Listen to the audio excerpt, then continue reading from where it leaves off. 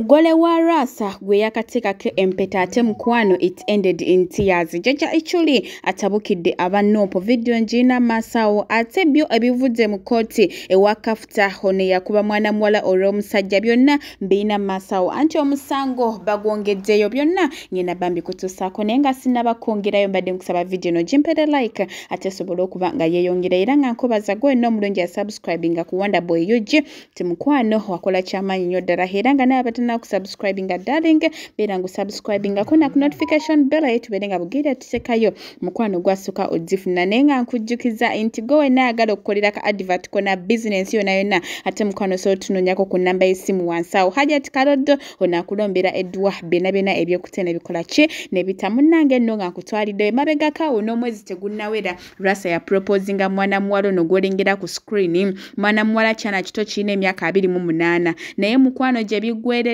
akubira Lwasa amasimu takwata mbu bino byonna byali bipange era mbu tebyaliyo famire y'omuwala eri kuyomba bannange ebigambo badde bingi Lwasa tebamweganye mbu Lwasa ali just agala kudda mawulire mbu business yebagatta batanke mwana muwala ayogedde ebigambo bingi naye nga ye Lwasa bamweganye era mbu mwana muwala ye teyebakangako naye she never had sex with him bannange kamukuteereko atobere ng'omwewulirirako. He never gave me a single coin, not even 5,000.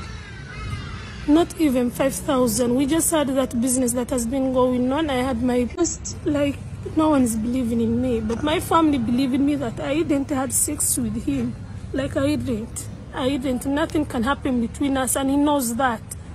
He knows that. I'm not going to talk about like the reason, but there is nothing that can be between us. We never had anything and we cannot have anything. Byebyo no hate jaja ichuli hatabukidde Bobi Wine wamu ne Joel Ssenyonyi wali mukola ki mukuwaya amabugo mu kuzika kwasi omanyi luno ddo mukwano anti seruna bakubanga lugwa. Jaja ichuli abantu bano akyabalemeddemu namugamba Ssenyonyi kuva ddinga Asia ali muntu wammwe oyo abadde abeera mwala kyemugamba badde nga temumulaba bannange ate saagala mbenga mwogerera progressive movement eyamuwozi 2026 parliament avenue nze wendi njiga procedure ogamba otya onalebo Yoweri Ssenyonyi omwana yetedde ku Asia munnaffe munnanga abadde muntu wa nsonga ningambe ne bannange nsonga ki Asia gyabadde ku abaana bo beepatiika simanyi Joel yagambye Asia abadde munnaffe nnyo munnammwe yasula ku mwala bwe guteeka mwokya Ssenyonyi okakasa Asia abadde munno gwe politician mulabe duka byebyo hate ye Cephcol havudde n'atabukira mama wa Nicole n'amugamba kyokoze kibi lwaki tosonyiye mwana muwala lwansonga abadde aboneredde biki bannange naye nga yebambi kafuta ate yetonze mukomera era n'asaba Nicole atalabika okuba nga musonyiwa lwansonga mbu bavudde wala era nga bayise mu bingi kamama bambi kakabye era nga kaagala kakole ki kasonyiyibwe naye yo kooti yamaze dda okumusalira omusango naye ayina ennaku 14 ate okubanga yeetereza kambi kutuuseeko nyanza buli muntu abadde okulanga abaddewo mu buli kimu bino okuba byotandika paka kakikulaga okusinziira tuwulidde omulamuzi abadde agamba this was not the first incident. Why didn't you come out on the other incidents ezaalingawo? Nze yo sibimanyi mukwano sibimanyi. Nicole? I saw some woman. I used to know. Minded to his son. So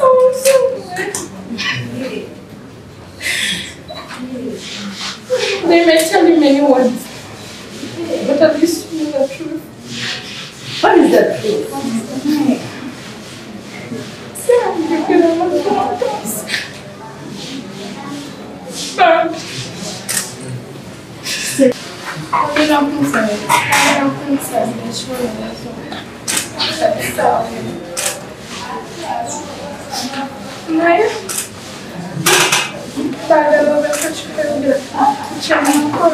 Pretty Nicole agambye bannange si gwe gwasoose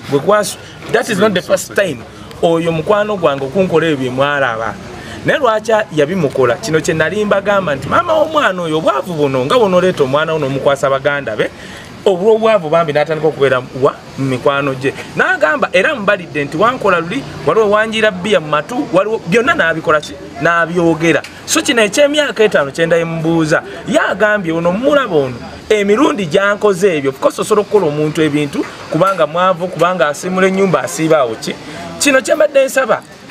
wabayo muganda wa Nicole oba omuntu yenna ennaku 14 zirimu okuteesa kubanga ebintu bya Nicole kuliko video munaku 14 soko otunoonye noonya kale looya